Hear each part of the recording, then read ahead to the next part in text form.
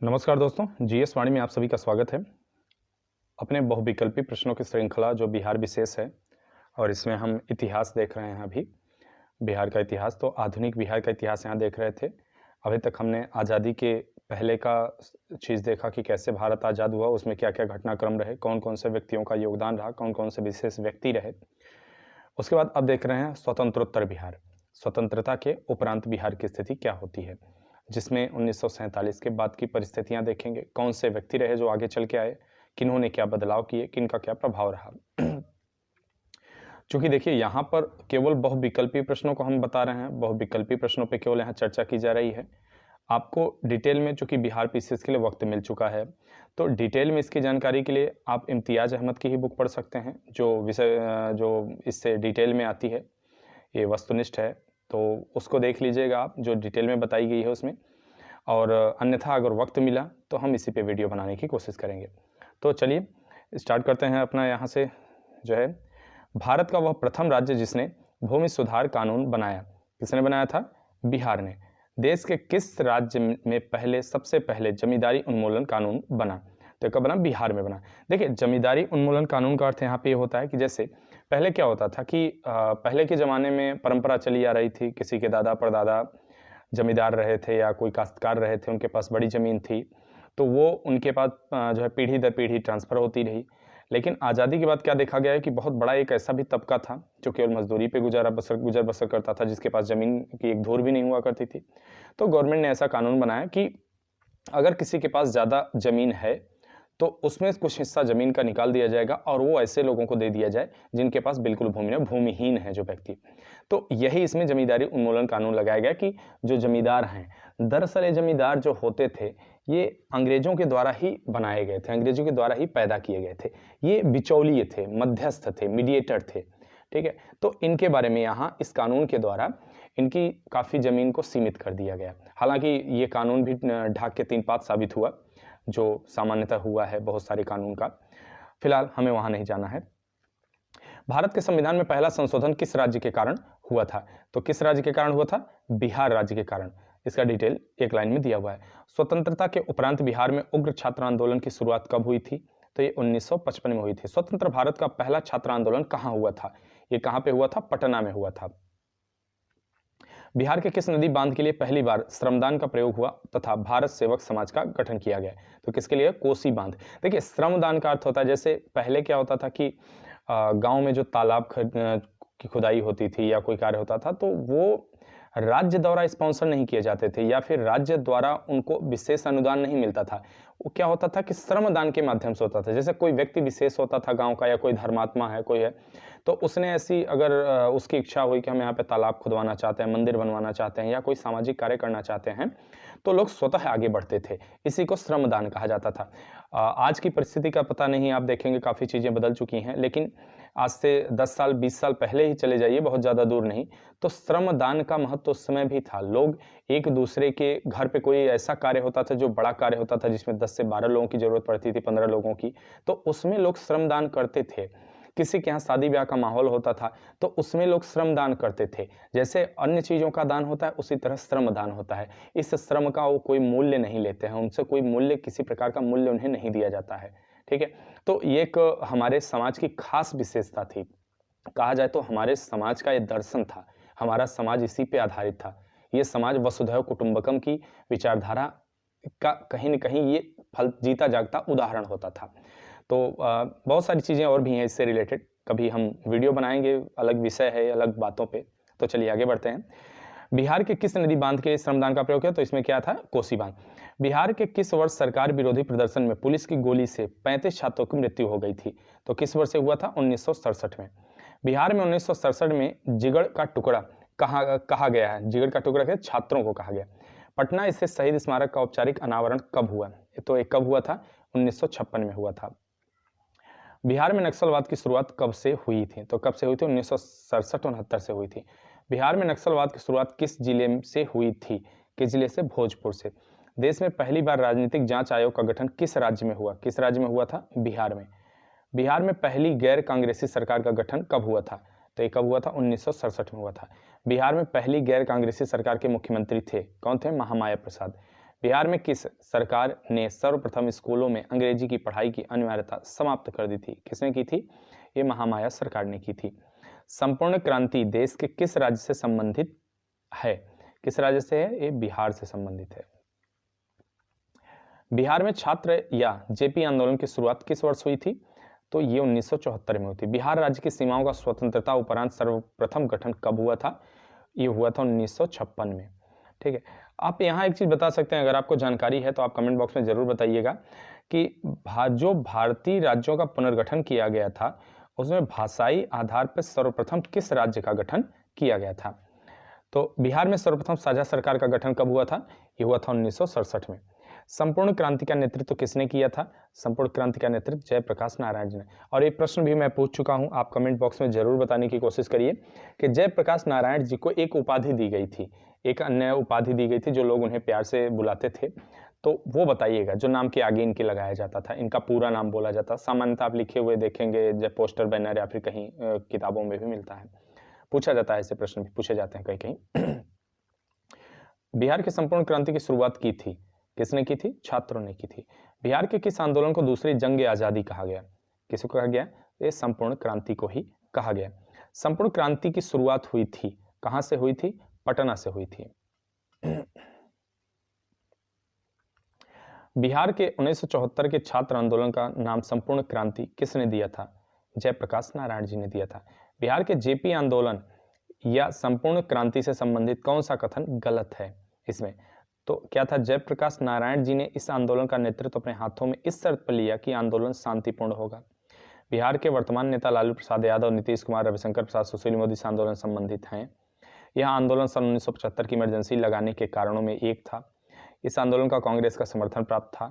तो option D असत्य है, क्योंकि कांग्रेस के खिलाफ ही आंदोलन था तो उसका समर्थन मिलने की बात ही नहीं उठी। और इसमें जो ऑप्शन बी है, देखिए, जो वर्तमान आपके मुख्यमंत्री हैं, जो इनसे पूर्व थे और लालू प्रसाद यादव हुए, ये सब जितने समाजवादी नाम लगाते हैं अपनी पार्टी में जोड़ते हैं, कहीं न कहीं इस आंदोलन से जुड़े हुए थे सभी। ठीक है, और कहीं न कहीं ये जो आपके जयप्रकाश नारायण जी थे, इनके चेले रहे हैं।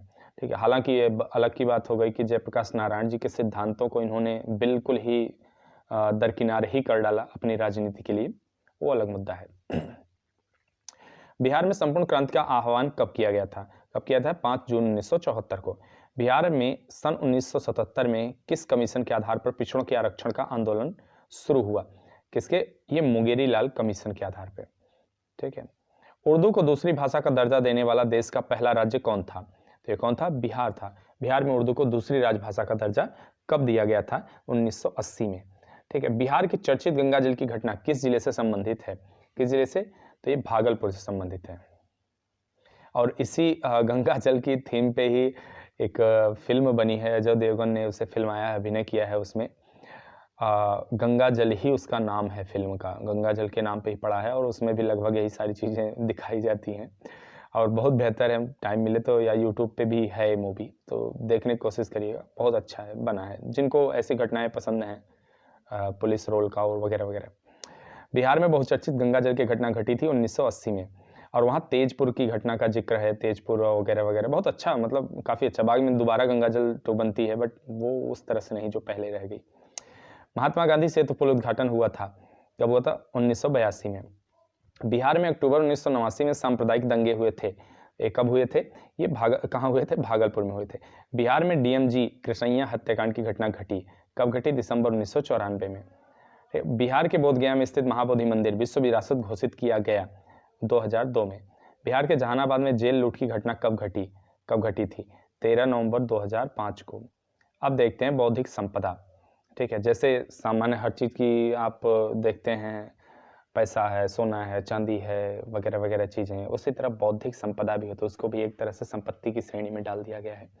तो जब आप लोग पढ़ेंगे इंटरनेशनल कानून वगैरह संस्थाएं, तो उसमें आप इसको भी पढ़ेंगे कि बहुत सारी चीज़ें ऐसी अब आई हैं कि, या जैसे आप कॉपीराइट का नाम सुने होंगे, ट्रेडमार्क का नाम सुने होंगे, तो ये बौद्धिक संपदा की जो है बौद्धिक बुद्धि को एक संपदा के तौर पे माना जाता है, देखा जाता है। बिहार का सबसे पहला महत्वपूर्ण सूफी संत थे, कौन था? इमाम ताज फकीह थे। बिहार में सर्वाधिक लोकप्रियता किस सिलसिले या सूफी संप्रदाय को मिली? तो फिरदौसी संप्रदाय को मिली। देखिए ये सूफ़ी क्या होते थे कि जैसे यहाँ सूफ़ी की बात करें तो होता यूँ था कि जो कहा जाता है ऐसा, इनके विषय में बहुत सारी चीज़ें कही जाती हैं। कुछ लोग कहते हैं कि मक्का मदीना के बाहर एक चबूतरे पे जो है जो लोग ऊन के जिगोले पहन के, मतलब टोपी जैसा होता था, दोनों तरफ लंबे लंबे कान जैसे लटके होते थे, उनको पहन के बैठने वाले जो है सूफी कहे जाते थे। कुछ लोग जो है ऐसा मानते हैं कि ये जो है एक जो मतलब भक्ति परंपरा इस्लाम में, चूंकि ऐसा नहीं था तो इसमें हिंदू परंपरा जो थी, हमारे भक्ति परंपरा जो थी और इस्लाम का दोनों का मिला जुला रूप बना के चला। तो इसमें विभिन्न प्रकार के मत हैं। कुल मिला के मान के चलिए कि इस्लाम के कट्टरवादिता से दूर रहते हैं। इस्लाम में जो कट्टरवादिता है, इस्लाम में तो संगीत भी मना है, लेकिन ये संगीत और नृत्य इनका मुख्य आधार कहा जाए तो है। संगीत नृत्य इनको बहुत प्रिय होता है। और ये क्या करते हैं, जैसे वहाँ पैगंबर साहब को माना जाता है, तो ये क्या करते हैं कि ईश्वर एक मानते हैं किसी को, और स्वयं को ये जो है ईश्वर को जो है पति का दर्जा देते हैं, स्वयं को पत्नी का दर्जा देते हैं।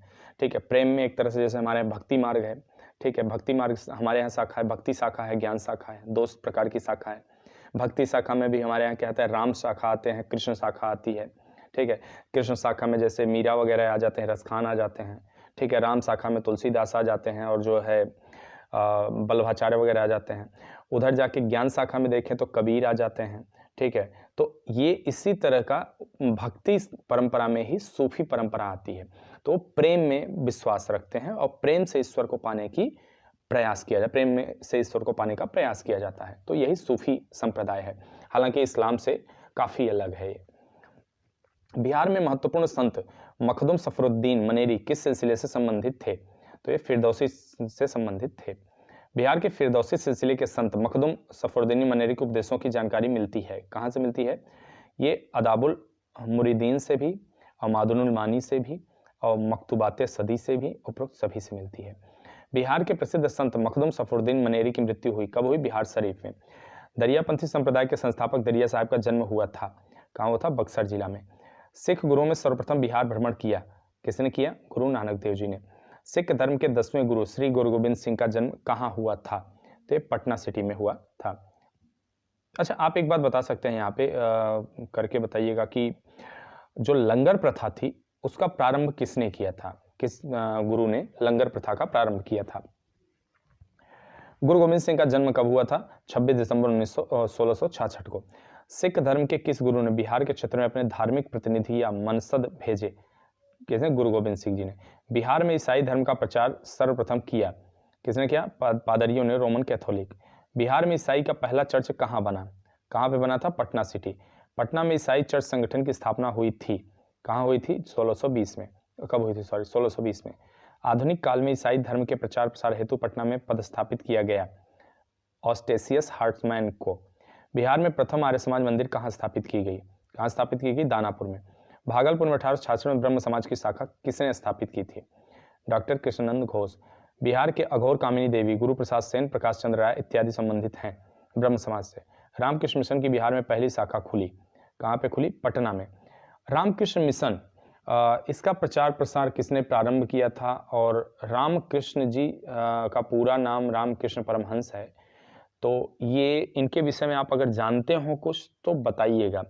और ये रामकृष्ण जी के एक प्रसिद्ध शिष्य हुए, और कहा जाए तो रामकृष्ण जी से भी ज़्यादा प्रसिद्ध हुए। एक कहावत है ना कि गुरु गुड़ रह गया, चेला चीनी हो गया, तो ये कहावत उन्होंने चरितार्थ किया था। उनका नाम बताइए, मैं कुछ हिंट दे रहा हूँ। उन्होंने विश्व धर्म सम्मेलन हुआ था 1893 में, वहाँ वे बहुत ही ऐतिहासिक भाषण दिए थे और आज भी युवाओं के वो आदर्श हैं। तो उनके विषय में आप जितना जानते हो, 4 लाइन, 6 लाइन, 10 लाइन, कृपया कमेंट बॉक्स में जरूर बताइएगा। बिहार के जतेंद्र नाथ मुखर्जी तथा डॉक्टर राजेंद्र प्रसाद ओझा संबंधित हैं, कहाँ से? रामकृष्ण मिशन से। बिहार के पूर्णेंदु राय सिन्हा, सरफराज हुसैन खां एवं मधुसूदन प्रसाद निम्न में से किस संस्था से संबंधित थे? Theosophical society. पटना के फुलवारी शरीफ में स्थित मुस्लिमों की एक महत्वपूर्ण संस्था इमारत सरिया की स्थापना किसने की थी? किसने की थी? मौलाना मोहम्मद सज्जाद। जमीयतुल उलेमाए हिंद की शाखा बिहार में संगठित की, मौलाना मोहम्मद सज्जाद ने। बिहार के किस गवर्नर के बारे में कहा जाता है उसने ईसाई धर्म ग्रहण किया? मुकर्रब खां। निम्न में से कौन सा विश्वविद्यालय प्राचीन बिहार में स्थित नहीं था? कौन सा? तक्षशिला। तक्षशिला कहाँ स्थित है, इससे पहले भी मैंने आपसे पूछा था और अगर आपको पता है तो जरूर बताइए। भारत के किस हिस्से में तक्षशिला विश्वविद्यालय स्थित था? और यहाँ के एक प्रोफेसर थे, उन्हें विद्रोही आचार्य भी कहा जाता था। आप बता सकते हैं उनका भी नाम। नालंदा विश्वविद्यालय में किस विदेशी यात्री ने अध्ययन नहीं किया था? किसे नहीं किया था? Ibn Battuta. ठीक है, इब्न बतूता ने नहीं किया था, बाकी इन तीनों ने किया था। नालंदा विश्वविद्यालय के आचार्य थे, कौन था? आपको बताना है, दिगनाथ शीलभद्र दोनों थे। आतिश दीपांकर आचार्य थे, कहाँ के थे? विक्रमशिला के। ब्रह्म समाज के संस्थापक राजा राम मोहन राय ने फारसी शिक्षा ग्रहण की थी, कहाँ से ग्रहण की थी? पटना से। प्राचीन बिहार के मिथिला से संबंधित थे, कौन संबंधित था? गौतम भी, याज्ञवल्क्य भी, लक्ष्मीधर भी। कीर्तिमाला और कीर्ति पताका के रचनाकार विद्यापति का संबंध बिहार के किस क्षेत्र से है? तो ये मिथिला से है, मैथिली के कवि थे। हिंदी के प्रसिद्ध साहित्यकार भारतेंदु हरिश्चंद्र की समस्त कृतियां प्रकाशित हुई खड़गविलास प्रेस से। बिहार के साहित्यकार हैं, कौन है? उपरोक्त सभी हैं, और इसमें रामधारी सिंह दिनकर जी काफ़ी प्रसिद्ध रहे हैं, गोपाल सिंह भी रहे हैं नेपाली जी, और पंडित रामावतार शर्मा भी, लेकिन रामधारी सिंह दिनकर काफ़ी प्रसिद्ध हुए थे। तो अगर आपको कोई इनकी कविता याद आ रही हो तो एक आध दो लाइन जरूर कमेंट बताइएगा। बहुत ही अच्छी अच्छी कविताएं इन्होंने लिखा है, बहुत बढ़िया। हिंदी कविता क्षेत्र से संबंधित बिहार के हैं, कौन है? उपरोक्त सभी हैं, इसमें कुमार विमल, वचनदेव कुमार, डॉक्टर सुमन सरीन। बिहार के प्रसिद्ध उपन्यासकार हैं, कौन है? ये भी उपरोक्त सभी हैं। फणीश्वर राव रेणु, ये यहाँ प्रसिद्ध है, इनका एक रचना है इनकी, एक मैला आंचल। तो ये अगर आप लोग यूपीएससी या कोई स्टेट का कर रहे हैं तो साहित्य में वहाँ जरूर होगा सिलेबस में आपके, मैला आंचल बहुत बेहतरीन है, बहुत अच्छा। भोजपुरी भाषा की विश्व प्रसिद्ध कृति विदेशिया के रचनाकार हैं, कौन है? भिखारी ठाकुर। भोजपुरी का जन कवि किसे कहा जाता है? किसे कहा जाता है? भिखारी ठाकुर को। ज्योतिश्वर ठाकुर द्वारा रचित वर्ण रत्नाकर किस भाषा में भाषा की प्रसिद्ध रचना है? तो किसकी है? मैथिली की है। मगही भाषा संबंधित साहित्यकार हैं, एक कौन संबंधित है? उपरोक्त सभी हैं इसमें। लक्ष्मी नारायण पाठक जी, सुरेश दुबे जी, योगेश्वर सिंह योगेश जी। ठीक है। बिहार का पहला अंग्रेजी अखबार था, तो कौन था? The Bihar Herald. बिहार का प्रथम उर्दू अखबार था, कौन था? नूरुल अनवार। बिहार का पहला हिंदी समाचार पत्र था बिहार बंधु। 1881 में इंडियन क्रॉनिकल का प्रकाशन बिहार में कहाँ से हुआ था? कहाँ हुआ था? पटना में। 1924 में दी पटना टाइम्स का प्रकाशन आरंभ किया था मोहम्मद यूनुस ने। दरभंगा के महाराज कामेश्वर सिंह ने 1931 में किस अंग्रेजी समाचार पत्र की शुरुआत की थी? The Indian nation. बिहार का प्रथम हिंदी दैनिक था सर्वहितैषी। उर्दू के प्रसिद्ध कवि मिर्जा अब्दुल कादिर बेदिल कहाँ के रहने वाले थे? कहाँ के रहने वाले थे? बिहार के। बिहार के उर्दू भाषा के विद्वानों और उनकी रचनाओं को सुमेलित करना है यहाँ पे।